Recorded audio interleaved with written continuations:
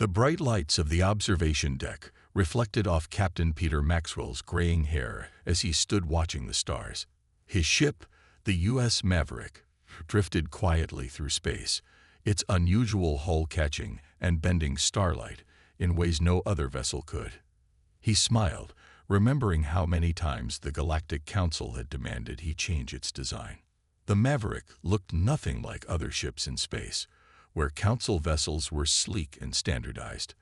The Maverick was a beautiful mess of different alien technologies working together. Its hull combined tough Zentari metals with flexible Rigelian alloys. The engine room housed power cores from 3 different species, all working together in ways the Council had called impossible. Linda Bradley's voice came through the ship's comm system. "Captain, incoming transmission from the Council. They're demanding to speak with you again." She sounded tired. This was the 3rd call this week. "Put them through to my private quarters. I'll deal with them there," Maxwell replied, already walking toward his room. He knew what they would say. They always said the same thing. The Council member on the screen was a tall, blue-skinned Arcturian named Zextal. "Captain Maxwell, your ship continues to violate 17 different safety protocols. The Council demands you return to Earth for immediate modifications." Maxwell sat down at his desk, keeping his voice calm. "Ambassador, my ship has passed every safety test you've given us. We've proven the modifications work." "That is not the point." Zextal's skin darkened with frustration. "Your species cannot simply combine technologies as you please. There are rules, traditions. The Council spent centuries creating these standards." Through the window behind his desk, Maxwell could see his crew working on the outer hull. They were installing a new shield generator they'd bought from a Proximan trader. The Council hadn't approved it, but Maxwell knew it would make his ship stronger. "Ambassador," he said, "humans have always learned by trying new things. Yes, we break some rules, but we also create new possibilities." He gestured to a display showing the Maverick's performance data. "Our ship is faster, stronger, and safer than any standard Council vessel. We've proven that different technologies can work together." "This is your final warning," Zextal said. "Return to Earth for modifications, or face sanctions." The call ended, and Maxwell leaned back in his chair. A knock at his door made him look up. First Officer Grace Phillips entered, carrying a datapad. "Another threat from the Council?" she asked, sitting down across from him. "Same as always." Maxwell took the datapad she offered. It showed the results from their latest engine tests. The numbers were better than even he had expected. "They don't understand, Grace. They think their rules keep everyone safe, but they're really just holding us back." "Well, they're definitely not happy about our latest modification." Grace pointed to a section of the hull on a different screen. "Alan says the new shield generator is working perfectly. It's increasing our defensive capabilities by 40%. Maxwell nodded, feeling proud. His ship might look strange to others, but every odd angle and unusual component had a purpose. The Maverick represented the best of human innovation, the ability to see past rules and find new solutions. A soft vibration ran through the ship as the shield generator came fully online. Through his window, Maxwell watched the energy field shimmer into place, its pattern unlike anything the Council had seen before. Soon they would show everyone why sometimes breaking the rules was the best way forward. "Grace," he said, "tell the crew to prepare for our patrol route. Let's show the galaxy what this ship can really do." As Grace left, Maxwell turned back to the stars. Out there, he knew, something was waiting. Something that would prove why humanity's way of doing things, of breaking rules and finding new paths, wasn't just right. It was necessary. Linda Bradley's fingers moved quickly across her communication panel as she monitored the usual space traffic channels. The U.S. Maverick had been patrolling this sector for 6 hours, and so far, everything had been quiet. Too quiet, she thought. After 3 years in space, she had learned to trust her gut feelings. The static in her headset suddenly changed pitch. Linda sat up straighter, adjusting her equipment. "There," Beneath the normal background noise, a pattern emerged. She isolated the frequency and cleaned up the signal. "Captain Maxwell to the bridge," she called over the ship's comm. "We're picking up a distress signal." Peter Maxwell arrived within minutes, Grace Phillips right behind him. "What do we have?" he asked, moving to stand behind Linda's station. "It's from a Centauri merchant vessel," Linda explained, putting the signal on the main speakers. A desperate voice cut through the static, speaking in broken galactic standard. "Any ships, please help. Drachnid pirates. 3 vessels. Cargo being stolen. Crew injured." Maxwell's face hardened. "Location." "The signal's coming from the Aldari sector," Linda replied. "But sir, that's outside our patrol zone. Council regulations strictly forbid." "How long would it take the nearest council response team to reach them?" Maxwell interrupted. Grace checked her datapad. "At least 4 hours. The Drachnids will be long gone by then." Maxwell walked to the center of the bridge, his decision already made. "Plot a course to their location. Full speed." "Sir," Grace said quietly, "if we do this, the council will." "The council isn't out here," Maxwell replied. "Those merchants are. They need help now, not in 4 hours." The Maverick's hybrid engines hummed to life. Alan Foster's voice came over the comm from engineering. "Captain, I can give you maximum speed, but it'll strain our experimental power core configuration." "Do it," Maxwell ordered. "Linda, notify the council of our response." The ship accelerated, its unconventional drive system pushing it faster than any standard vessel could manage. The stars outside stretched into streaks of light. Linda sent their notification to the council, then listened to the reply with a grim expression. "Sir, the council is ordering us to stand down. They say this is outside our jurisdiction, and our ship isn't certified for combat operations." "Acknowledge their message," Maxwell said. "Then remind them of Galactic Law 47.3. The duty to respond to distress calls supersedes standard jurisdictional restrictions." The bridge crew worked efficiently as they closed in on the coordinates. Susan Carter, at the weapons station, began warming up their modified weapon systems. "Pirates won't be expecting our hybrid weapon configuration," she said with a slight smile. "Might give them a nasty surprise." "Dropping out of faster than light in 30 seconds, Grace announced, sensors showing multiple ships ahead. The Maverick decelerated smoothly, its experimental inertial dampeners handling the strain perfectly. The scene before them confirmed their worst fears. 3 sleek Drachnid ships surrounded a bulky merchant vessel, their boarding tubes already attached. "Open a channel," Maxwell ordered. "All frequencies."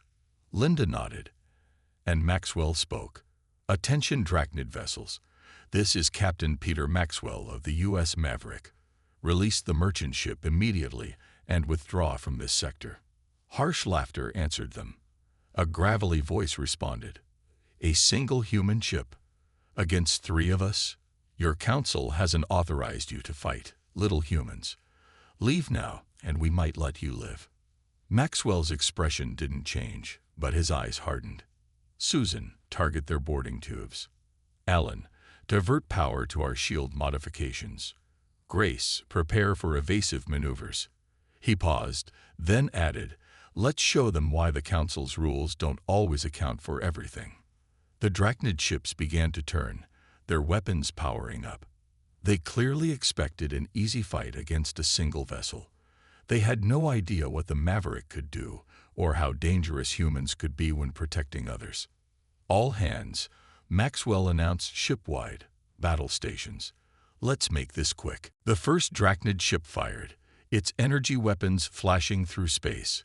But the U.S. Maverick moved with unexpected speed, the shots passing harmlessly through empty space.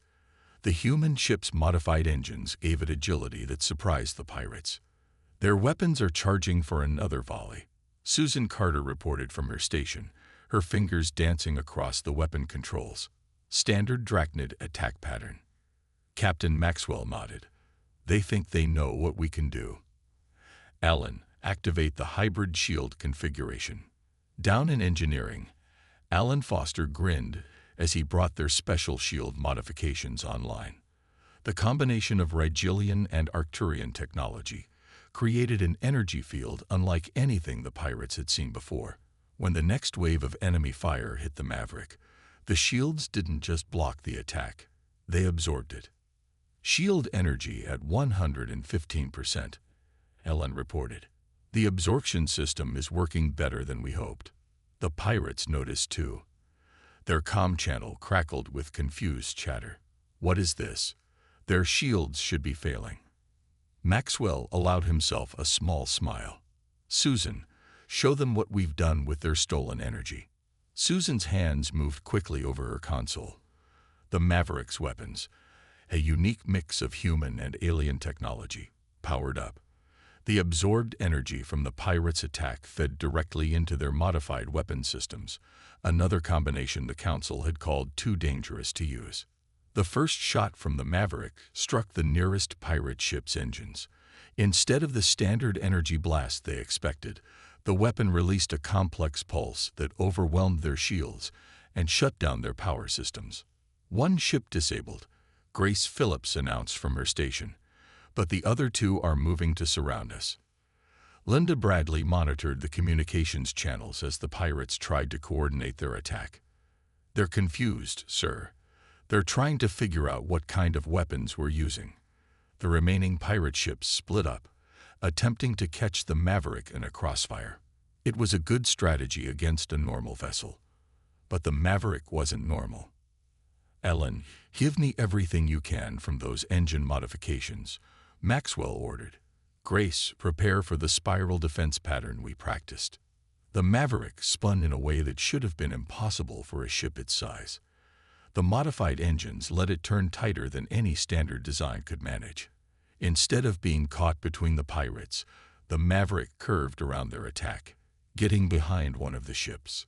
Target locked, Susan reported. Ready to fire. Do it, Maxwell commanded. The Maverick's weapons fired again. This time, they used a different combination. Human railgun technology merged with Proximan energy focusing systems. The result punched through the pirate ship's shields like they weren't even there. Direct hit, Susan announced. Their weapons are offline. The last pirate ship tried to retreat.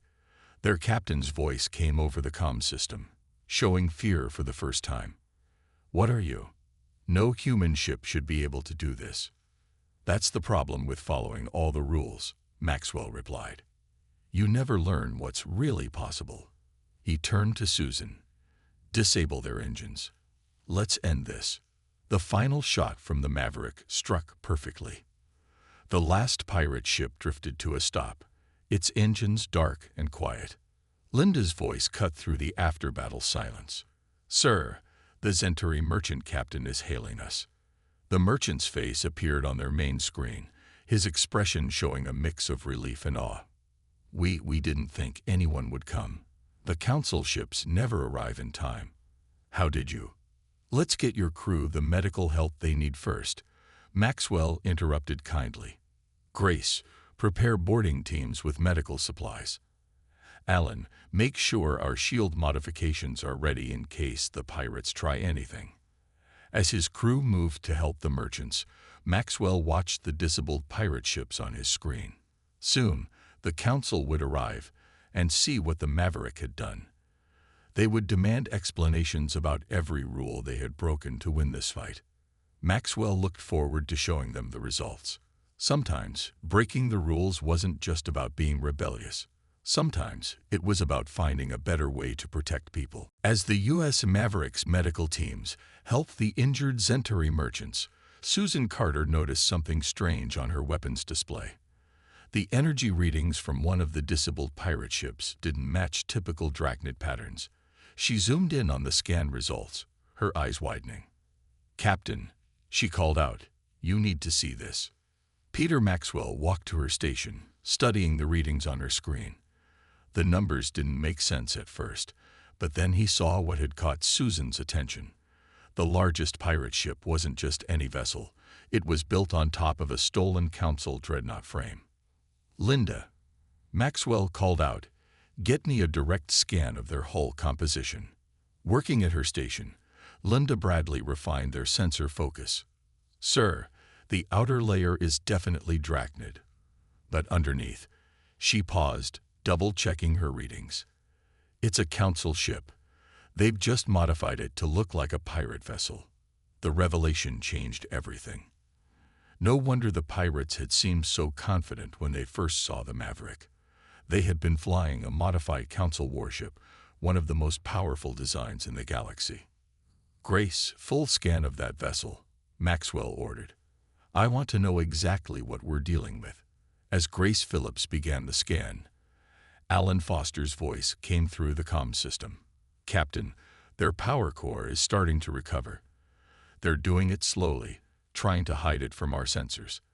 But our hybrid detection system caught it. The bridge crew watched as the main pirate ship's systems slowly came back online.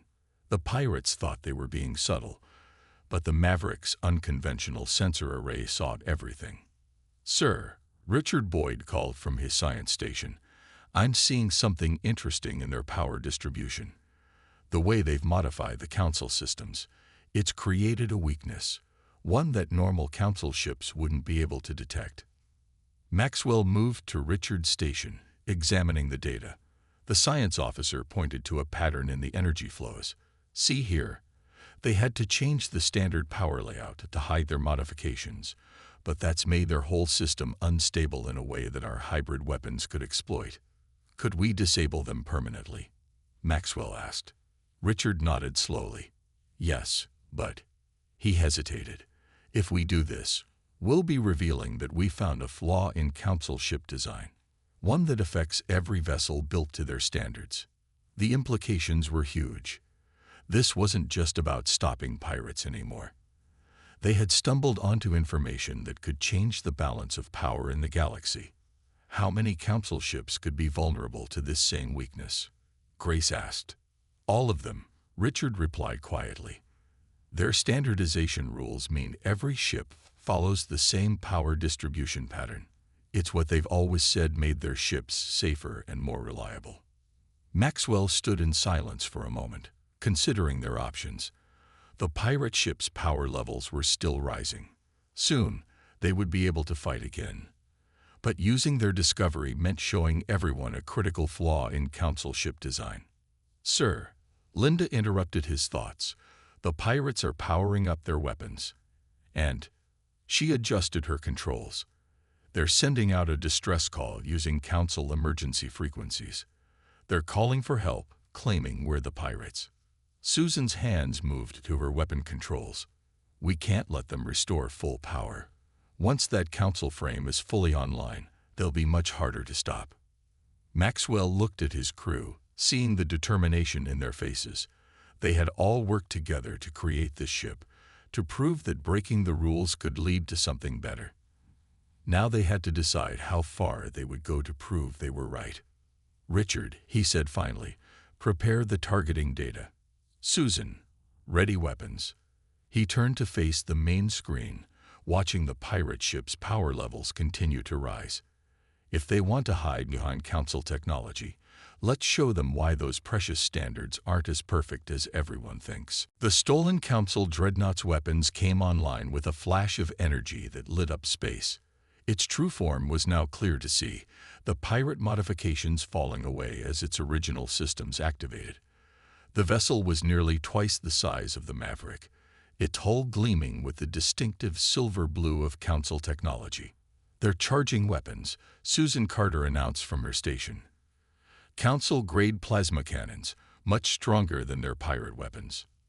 Richard Boyd worked quickly at his science station, finalizing his analysis of the ship's weakness. The flaw is in their power distribution network. Every time they fire their main weapons, there's a point where the energy flow becomes unstable. How long do we have before they reach full power? Captain Maxwell asked, his eyes fixed on the massive ship before them. 2 minutes, Grace Phillips replied. And sir, I'm detecting council ships responding to their distress call. 3 vessels, about 20 minutes away. Alan Foster's voice came through the comm system. "Captain, I can give our weapons the exact frequency to target their weakness, but we'll have to modify our hybrid systems beyond their safety limits." The choice was clear. Either they played it safe and faced both the pirates and the Council ships with no advantage, or they risked everything on their ship's unique abilities. Maxwell made his decision. "Do it, Alan. Linda, send a message to those incoming Council ships. Tell them we've identified this vessel as the stolen dreadnought from the Centauri raid last month." Linda Bradley nodded, her fingers moving across her communication panel. "Message sent. But, sir, they're responding with orders for us to stand down and wait for their arrival." "They're not going to make it in time," Maxwell said quietly. Then he raised his voice. "All hands, prepare for emergency maneuvers. This is going to get rough." The pirate dreadnought fired its first shot, a massive blast of plasma energy that would have cut through any normal ship's shields. But the Maverick wasn't normal. Its hybrid shields caught the blast, transforming the energy into power for their own systems. "Shield absorption at maximum," Alan reported. "Any more, and we risk overload." Richard pointed to a new reading on his screen.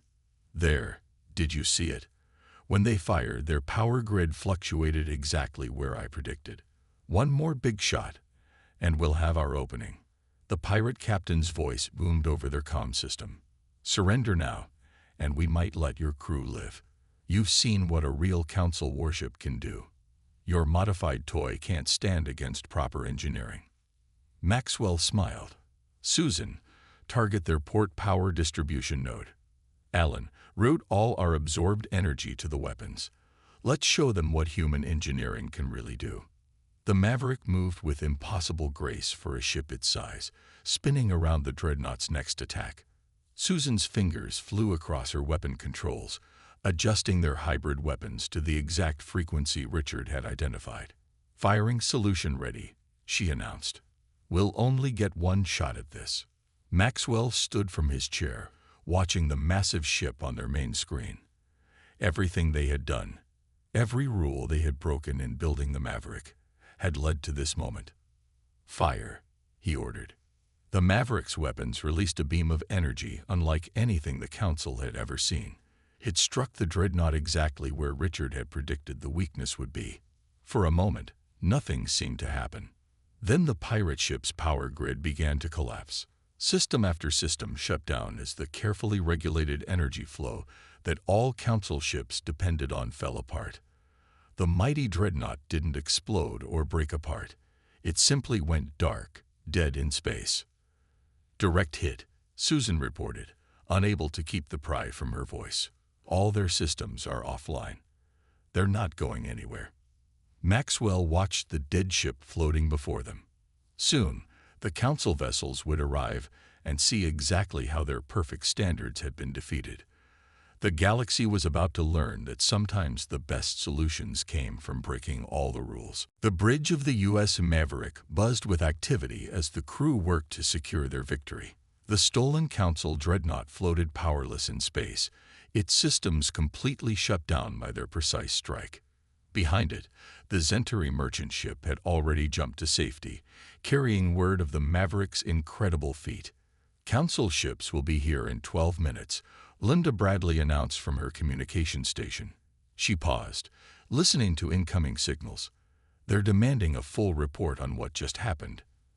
Alan Foster's voice came through the ship's comm system, excitement clear in his words. "Captain, you need to see these readings. The way our hybrid systems performed, it was beyond anything we expected. We didn't just beat their technology. We proved our whole approach works better." Peter Maxwell nodded, but his attention was on the data flowing across his screen. The Maverick's unconventional systems had worked together perfectly, achieving what the Council had always said was impossible. "Richard," he called to his science officer, "start documenting everything. I want detailed records of exactly how our modifications let us detect and exploit that weakness." Richard Boyd was already working on it, his fingers moving quickly across his console. "Sir, it's not just about the weakness we found. Our hybrid sensors picked up things that standard Council equipment completely missed. Their whole approach to ship design. It's not just standardized, it's limited. Grace Phillips moved to Richard's station, studying his findings. They've been so focused on making everything follow the same rules, they've missed dozens of possibilities for improvement. Sir, Susan Carter called out from weapons, we're getting strange energy readings from the Dreadnought. Their backup systems are trying to restart, but something's wrong. The power fluctuations are getting worse. Maxwell turned to his weapons officer. Can you be more specific? Their power core is destabilizing. Susan replied, her voice growing concerned. Our attack didn't just shut them down. It exposed a fundamental flaw in their whole power distribution system. If they try to restart without completely rebuilding their power grid, they'll blow themselves up. Alan finished through the comm. Captain, we need to warn them. Their backup protocols could kick in any minute, and if they do. Maxwell didn't hesitate. Linda, open a channel to the pirate ship.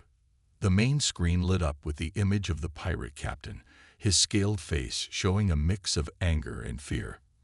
Maxwell spoke quickly. Your power core is destabilizing. If your automatic restart systems activate, the whole ship will explode. You need to shut down all backup protocols immediately. The pirate captain snarled. Why should we trust you?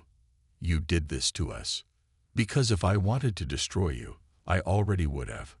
Maxwell replied calmly. Your ship is built on Council standards that have a serious flaw. We can prove it. But right now, you need to shut down those protocols, or none of that will matter. For a tense moment, the pirate captain stared at them. Then alarms began blaring on his bridge, and his crew started shouting about power spikes. His face changed as he realized Maxwell was telling the truth. How do we stop it? He asked, pride giving way to survival. Alan quickly transmitted shutdown procedures to the Dreadnought. The Maverick's crew watched as the pirate ship's energy readings slowly stabilized, the danger of explosion fading. Council ships entering sensor range, Grace reported. They'll be here in 4 minutes. Maxwell stood in the center of his bridge, looking at his crew. They had done more than win a battle today. They had proved that breaking from standard designs, combining different technologies, and thinking in new ways wasn't just viable. It was vital. Linda, he said, prepare a full report for the Council. Include everything we've learned about their ship design flaws. He paused, then added, and send a copy to every independent shipyard in human space. It's time everyone knew what's really possible when you stop following all the rules. The Council ships were getting closer. Soon, they would have to explain everything. The modifications, the battle, and the fundamental flaws they had discovered. But as Maxwell looked at his crew's confident faces, he knew they were ready. The Maverick had just changed the future of space travel, whether the Council liked it or not. 1 week after the battle, the U.S. Maverick sat in high orbit above Earth. The ship's unusual design caught the sunlight differently than the standard Council vessels floating nearby. But now, instead of looking out of place, it looked like a glimpse of the future. Peter Maxwell stood before the Galactic Council's emergency session, his crew seated behind him. The chamber was packed with representatives from every spacefaring species. They had all come to hear about the ship that had changed everything. The evidence is clear, Maxwell said, pointing to the display showing Richard Boyd's detailed analysis. The standardization protocols that have governed ship design for the past century aren't just limiting. They're dangerous. Our encounter with the stolen dreadnought proved that. The Arcturian representative, Zextal, rose to speak. You broke 17 different safety protocols. Your ship shouldn't even be able to fly, let alone fight. And yet it does fly, Maxwell replied calmly. It flies better, fights better, and sees things your sensors miss. We didn't just break your rules. We proved they needed to be broken. Linda Bradley stepped forward, holding up a data crystal. We've documented every modification, every improvement, and every flaw we found in the standard designs. The Zentari merchants we saved have confirmed our findings. Even the pirates, once we showed them the danger in their stolen ship, provided additional data. Susan Carter added, the weakness we discovered affects every Council standard vessel. If pirates found it once, they'll find it again. The only reason they haven't is that they've been following the same rules as everyone else. The chamber erupted in worried whispers. Grace Phillips used the moment to activate another display, showing the Maverick's performance data. Our ship combines human ingenuity with technology from 6 different species. Each component works better together than it ever did alone. That's humanity's real gift to the galaxy. We see connections others miss. Alan Foster stood next. We've already received requests from 30 independent shipyards wanting to learn about our hybrid power systems. They're ready to start building ships that break the old rules. The Council members talked among themselves, their voices growing louder with concern and argument. Finally, the head of the Council, a wise old Centaurian, raised his hands for quiet. Captain Maxwell, he said slowly, your actions were reckless. You violated numerous regulations. You exposed a dangerous flaw in our standardized designs. He paused, looking around the chamber, and in doing so, you may have saved countless lives. The chamber went silent. The head counselor continued, Perhaps we have allowed our love of order to blind us to the possibilities of change. Your ship, your crew, have shown us something important. Zextel stood again, but this time his tone was different. If we accept this, if we allow ships to be built without following all our protocols, how do we maintain safety? How do we prevent disasters? Maxwell smiled. The same way humans have always done it. We test, we learn, we improve. We share our knowledge and build on each other's ideas. We don't assume any one way is perfect. We keep looking for better solutions. The head counselor nodded slowly. The Council will need time to revise our regulations, but it's clear that the era of complete standardization is over. He looked directly at Maxwell. Humanity has brought chaos to our ordered galaxy, but perhaps that's exactly what we needed. As the session ended, Maxwell and his crew walked back to their ship.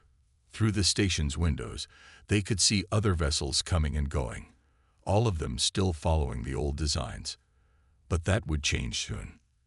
You know, Grace said as they reached the Maverick's airlock, breaking all those rules just created a whole bunch of new ones.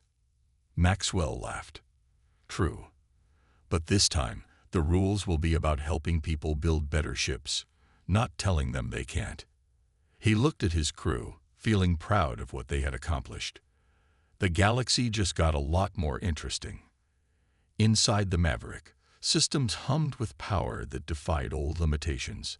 The ship that had broken all the rules hadn't just won a battle, it had started a revolution. As they prepared to leave the station, Maxwell knew that somewhere out there, someone was already thinking of new rules to break, new boundaries to push. And that, he thought, was exactly how it should be.